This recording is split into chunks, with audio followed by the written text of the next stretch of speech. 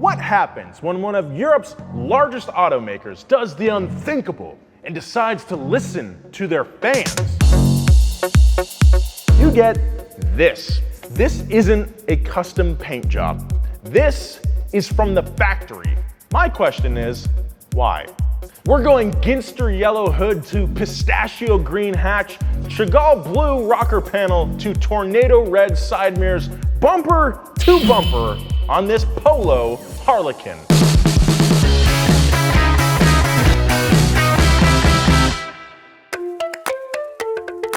Unless you're a die-hard VW fan and French language enthusiast like myself, you might not even know about the Golf's little brother, the Polo. The Polo has been around since 1975, spanning 6 generations. Built to be an entry-level vehicle just below the Golf, it started off as a rebadged Audi 50 that eventually morphed into its own unique model, creating a cult following in Europe all along the way.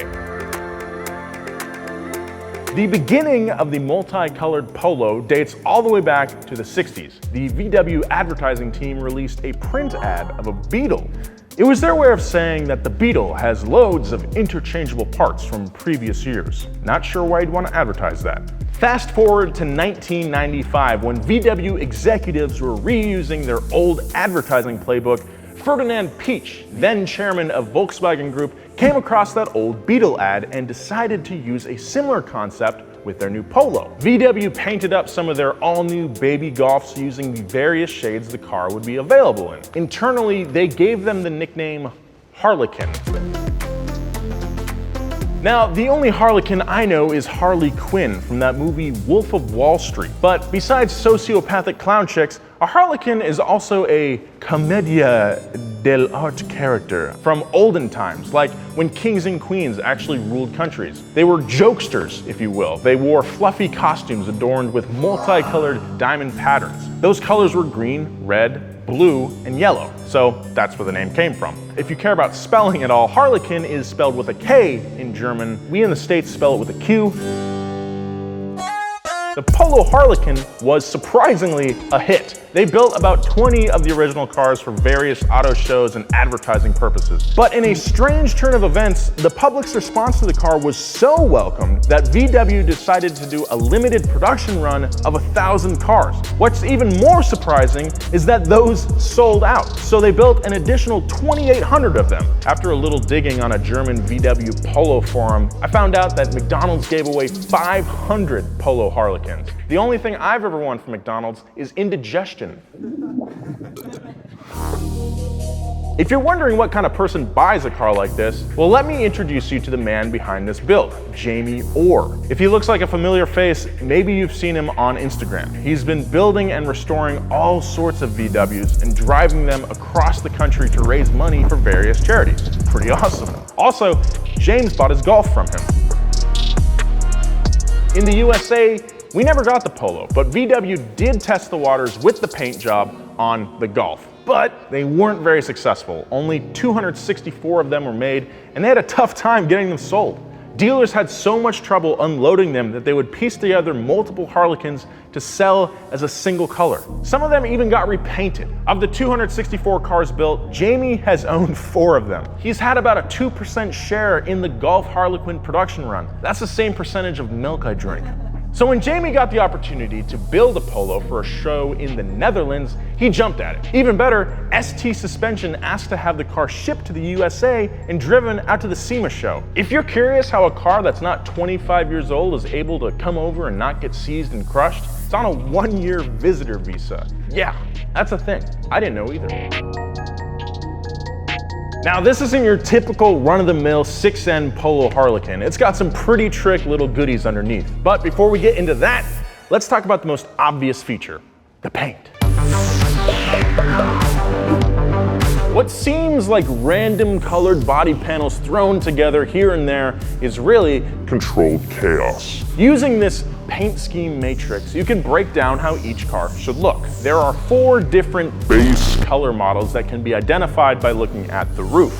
The roof color will also be the same as the C-pillars and the rocker panels. These were all welded together before being painted, so they will always be the same on a true Harlequin. If you are one of the few people to go to a VW dealer and order a Harlequin, there was no way for you to specify which color you wanted. You just got the one you got. The production process didn't allow for ordering specific base colors, and honestly, why would you? This Polo got a restoration paint job, but it stayed true to the original specific color scheme. This thing is sitting on some serious candy. I'm talking sprees over here, and not the chewy ones. We got some 15-inch BBS RF 009 three-piece wheels. The center caps are custom made in England, and of course, each wheel is color matched to one of the 4 primary base colors. I love that. Hiding behind those wheels are color matched ST suspension coilover springs, and the disc brakes got updated at all 4 corners as well. The wheels also have some nitrogen valve stems with pistachio green caps on them. That's attention to detail.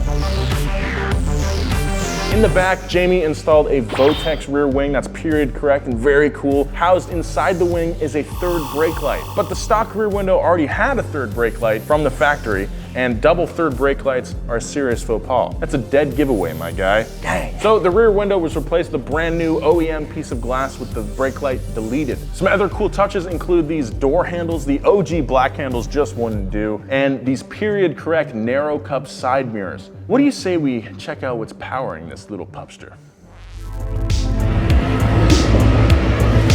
The Polo Harlequin originally came with a 99 horsepower 1.6 liter inline 4. Jamie thought it needed a little more power, baby. So he took a 1.8T out of a Mark IV Golf and squeezed it into the smaller Super Mini. The bigger 4-banger got a Unitronic Stage 2 Plus tune with a KO4 turbo and bigger fuel injectors. A 3-inch downpipe from the Mark IV goes into a 2.5 exhaust from a TDI, and it does not run a catalytic converter. To make way for the intercooler, the power steering had to be taken out, which in a car this small, I don't think is actually that big a deal. All in all, the engine puts out roughly 60 horsepower per color, or roughly about 250 horsepower. Not bad for a car that weighs 2,000 pounds, or 1.5 Jameses.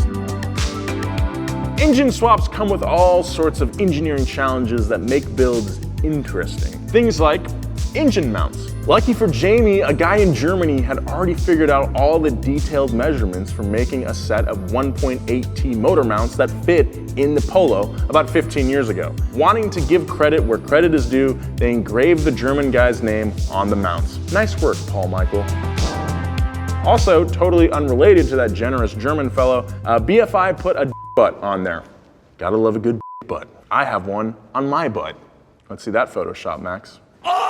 Once the motor was buttoned up with a BFI lightweight flywheel and upgraded clutch, a freshly powder-coated yellow oil pan, and an Audi S3 intake, the engine was ready to be test-fitted. A week before the car needed to be on the road to Vegas, it was clear the transmission Jamie had wouldn't bolt up. He needed one from a Mark IV Golf or Jetta. In true car-building spirit, he asked for help in an Instagram post, and a follower came through.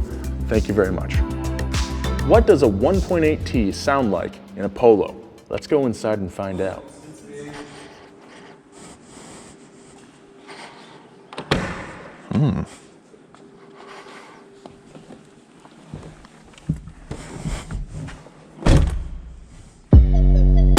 The inside of this car reminds me of one of those buses we took on field trips in high school. These are the original Joker-styled seats, speckled gray with colored blocks. They look amazing and they're pretty comfortable too. It's even got some custom-made Harlequin floor mats to match. The steering wheel is a brand new old stock Scirocco, color matching, of course. It's got a handmade Black Forest shift knob with OEM shift boot and handbrake. The head unit is a Blaupunkt blue, and it has a Fisher cassette box, to play piano by candlelight when you're rolling down the streets. I'm excited to start this thing. Let's crank it up.